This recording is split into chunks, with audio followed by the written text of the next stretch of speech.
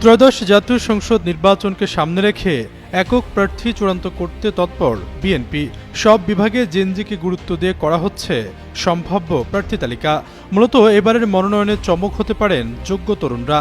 নিজ এলাকায় জনপ্রিয়তা, দলের জন্য ত্যাগ, বিগত দিনের ফ্যাসিবাদ বিরোধী আন্দোলন সংগ্রামী ভূমিকা, দুঃসময়ে নেতা কর্মীদের পাশে থাকা ও সাংগঠনিক দক্ষতা এসব মানদণ্ড যাচাই করে প্রার্থী বাছাই প্রক্রিয়াও প্রায় শেষ পর্যায়ে। এ প্রসঙ্গে বিএনপি মহাসচিব মির্জা ফখরুল ইসলাম আলমগীর সম্প্রতি যুগান্তরকে দেওয়া এক সাক্ষাৎকারে বলেন, মনোনয়নের ক্ষেত্রে সবচেয়ে বেশি তরুণদের প্রাধান্য দেওয়া হবে। মানদণ্ড হবে প্রার্থীর জনপ্রিয়তা, নির্বাচন করার ক্ষমতা ও সাংগঠনিক দক্ষতা, জনগণের কাছে গ্রহণযোগ্যতা এবং বিগত আন্দোলনে তার অংশগ্রহণ কেমন ছিল। মনোনয়ন পেতে ঢাকা বিভাগে প্রচারণা চালাচ্ছেন অনেকেই। তাদের মধ্যে আলোচনায় রয়েছেন ঢাকা ৩ আসনে গয়েশ্বরচন্দ্র রায় চৌধুরীর পুত্রবধূ ও ঢাকা জেলা বিএনপির সাধারণ সম্পাদক নিপুণ রায় চৌধুরী, ঢাকা ৪ আসনের সাবেক এমপি সালাউদ্দিন আহমেদের ছেলে তানভীর আহমেদ রবিন, ঢাকা ৬ আসনে প্রয়াত সাদেক হোসেন খোকার ছেলে ইঞ্জিনিয়ার ইশরাক হোসেন, ঢাকা ৭ আসনে যুবদলের সাবেক সাংগঠনিক সম্পাদক ইসহাক সরকার ও হামিদুর রহমান হামিদ, ঢাকা ১০ আসনে দলের আন্তর্জাতিক সম্পাদক ব্যারিস্টার নাসির উদ্দিন আহমেদ অসীম ও শেখ রবিউল আলম, ঢাকা ১৫ আসনে মামুন হাসান, ঢাকা ১৬ আসনে আমিনুল হক, ঢাকা ১৮ আসনে এস.এম. জাহাঙ্গীর হোসেনের নাম আলোচনায় রয়েছে।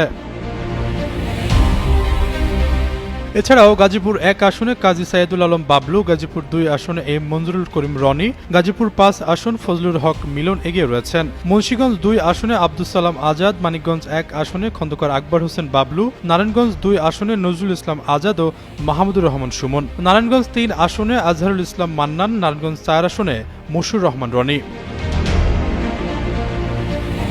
এদিকে রাজবাড়ী ১ আসনে এগিয়ে আছেন অ্যাডভোকেট মোহাম্মদ আসলাম মিয়া। এছাড়াও রাজবাড়ী ২ আসনে মনোনয়ন দৌড়ে এগিয়ে আছেন হারুনুর রশিদ হারুন।